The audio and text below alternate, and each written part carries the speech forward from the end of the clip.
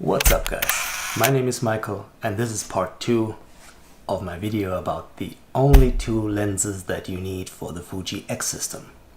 I uploaded a video about 2 weeks ago in which I talked about my 2 favorite Fuji lenses and the lenses that you might get if you are starting out. And these lenses were the 23 and the 56. And a lot of guys commented on that video and I thought it might be good to do a part 2.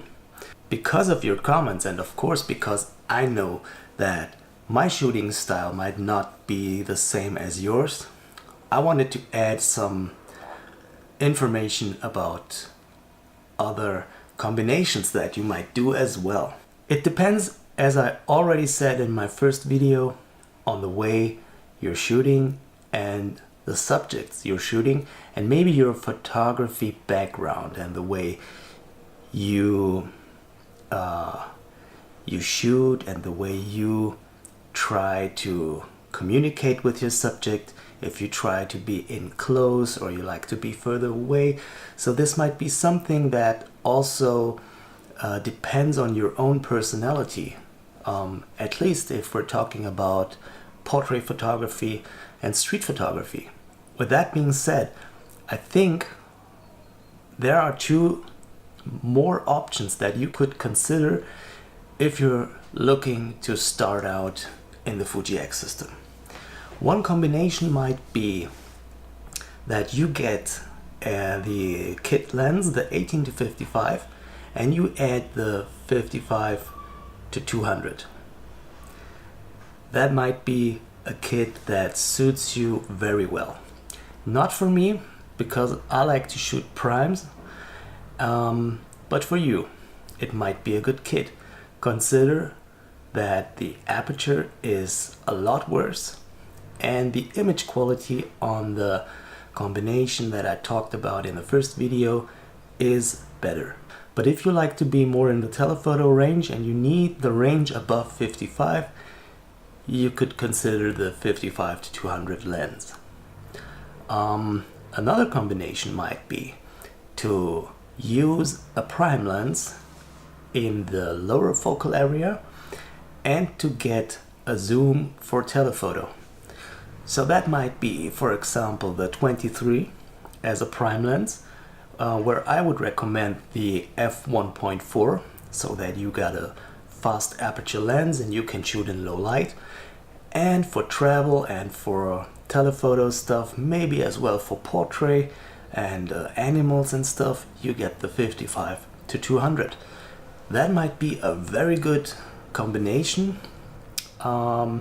because you can do very much with the 23 and you won't need more focal length in the lower focal range. So the 23 as the only prime lens and the 55-200 as a second lens.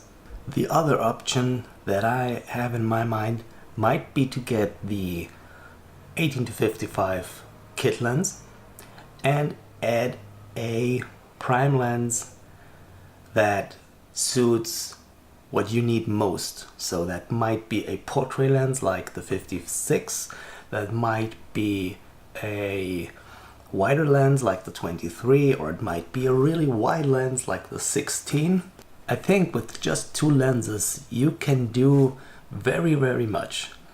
And I think the more lenses you take with you, the more time you're gonna spend on deciding which lens to choose in that situation. So